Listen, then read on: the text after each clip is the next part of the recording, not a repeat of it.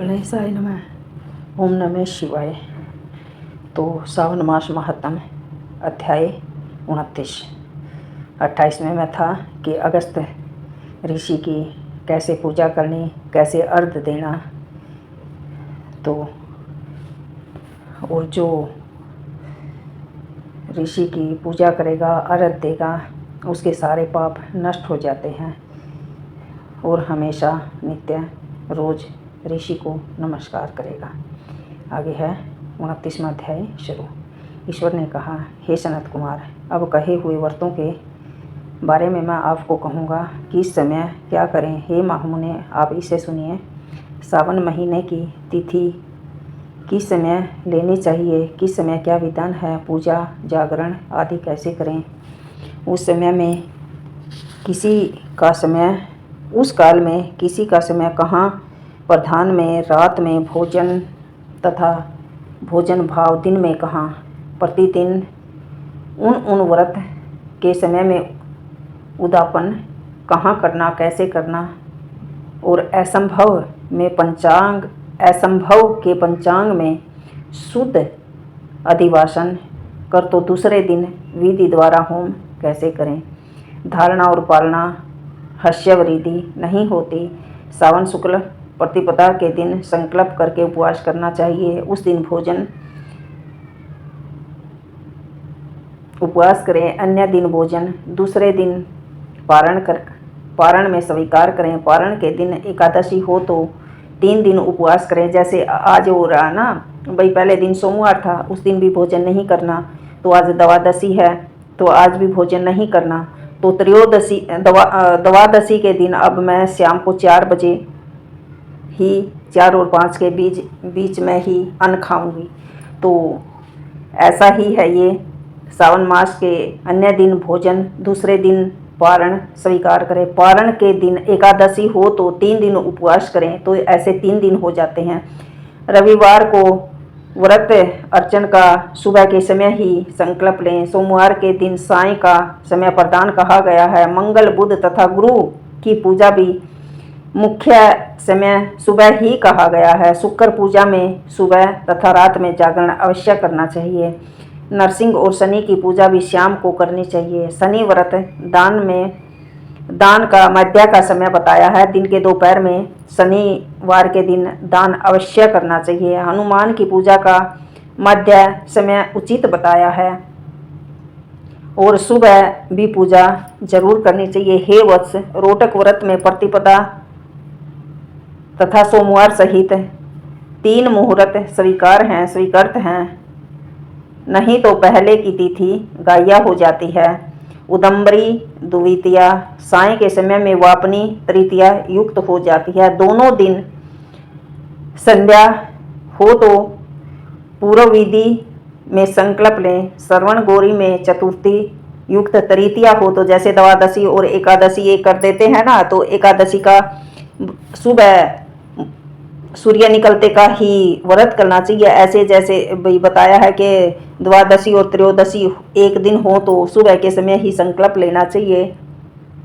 और जैसे चतुर्थी का व्रत होता है गणेश पूजा का, तृतीया और चतुर्थी एक दिन हो तो चतुर्थी के दिन ही संकल्प लेना चाहिए। नाग पूजा जैसे षष्ठी और पंचमी युक्त हो तो भाई एक दिन बनाई हो तो, ऐसे सब तिथियों का बताया गया है। सुपोधन व्रत में भी सप्तमी युक्त षष्ठी है तो शीतला व्रत की पूजा भी मध्य के समय ही करनी चाहिए।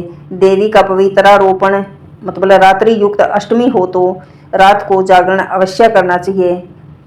और नवमी हो, जैसे अष्टमी और नवमी कई बार एक कर देते हैं, तो उसमें भी रात्रि को पूजा और जागरण अवश्य करना चाहिए। और आशा व्रत होता है जो दशमी का, उसमें भी जागरण अवश्य करना चाहिए। रात को पूजा जरूर करनी चाहिए। हे मुने, दशमी विद एकादशी हो तो दशमी और एकादशी जैसे हो तो उसका वेद सुनो।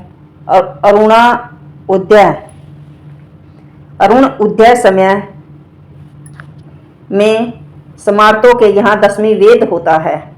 मतलब दशमी के दिन कभी भी व्रत नहीं करना चाहिए, यह निंदित है। रात का अंतिम पहर आधा हिस्सा अरुण उदय का समय होता है। इसी रीति द्वारा द्वादशी में पवित्र रोपण की विधि बताई गई है। कोई भी व्रत हो हमेशा सूर्य उदय का ही करना चाहिए। अनंग व्रत में रात्रि व्यापनी त्रयोदशी हो तो द्वितीय प्रहर में व्यापनी हो जाने पर पूजा अवश्य करनी चाहिए। शिव पवित्र रोपण में चतुर्दशी और रात्रि को पूजा अवश्य करनी चाहिए। अर्धरात्रि अधिक उत्तम होती है। उपाकर्म तथा उत्सर्ग में पूर्णिमा और श्रवण नक्षत्र हो तो, यदि अन्य दिन पूर्णिमा में 3 मुहूर्त हैं, जैसे अब ये श्रावण मास की पूर्णिमा, इसको तो 3 शुभ कार्य हुए थे, तो ऐसे ही अगर कोई और भी पूर्णिमा हो और उसमें भी कोई 3 शुभ मुहूर्त हो तो दूसरे दिन भी पूजा अवश्य करें। नहीं तो ऋग्वेद तैत्तिरीय शाखा वाले पहले दिन ही करें। तैत्तिरीय शाखा वाले यजुर्वेद को अन्य दिन पूर्णिमा में 3 मुहूर्त रहने पर उपाकर्म और उत्सर्ग दोनों पहले दिन ही करने चाहिए। पहले दिन पूर्णिमा तथा श्रवण नक्षत्र एक मुहूर्त हो तो उस दिन 2 मुहूर्त के भीतर पूर्णिमा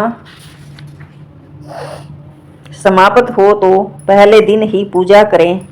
सामवेदियों के हस्त नक्षत्र हो तो ये सामवेद यजुर्वेद ऋग्वेद की बात बता रखी है इसमें कि भाई इस तरह पूजा करें। अगर भाई अष्टमी नवमी एक है और दशमी एकादशी एक है, ऐसे ऐसे करके भाई पूर्णिमा को जैसे रक्षाबंधन होता है, गरीब भगवान का जन्म हुआ था तो ये जैसे 3 कर्म हुए थे तो उस दिन भी भाई पूजा शाम के समय अवश्य करनी चाहिए।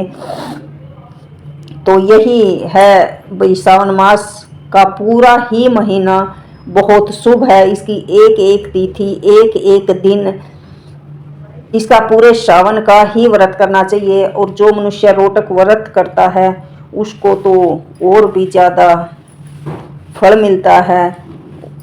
तो यही भाई 16 उपचारों से पूजा करनी चाहिए। और सबसे बड़ी बात तो मैं एक मानती हूँ, ये मेरा अपना विचार है कि भाई अपने मन के विचारों को शुद्ध करो, आंखों की दृष्टि को शुभ करो। ऐ जपा जप मतलब हर सांस में हो सुमरण तेरा, यूं बीत जाए जीवन मेरा, इसको बोलते हैं ऐ जपा जप भजन।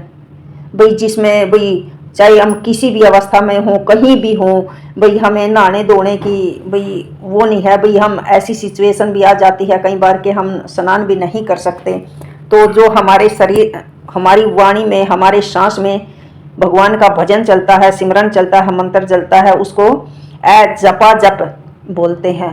तो सब भाइयों ने प्रेम भरा राधे राधे। अगर कभी भी भाई ये 2 तिथि पड़ती हैं तो हमें सुबह शाम दोपहर के समय अवश्य पूजा करनी चाहिए। इस अध्याय को जो भी श्रवण करता है, जो इसे कहता है, जो इसे पढ़ता है, उसे सावन महीने के सब व्रतों का फल प्राप्त हो जाता है। तो 29वां अध्याय संपूर्ण। सभी बहन भाइयों को प्रेम भरा राधे राधे। ओम नमः शिवाय। भगवान सबके घर में सुख शांति समृद्धि यश कीर्ति सब दे।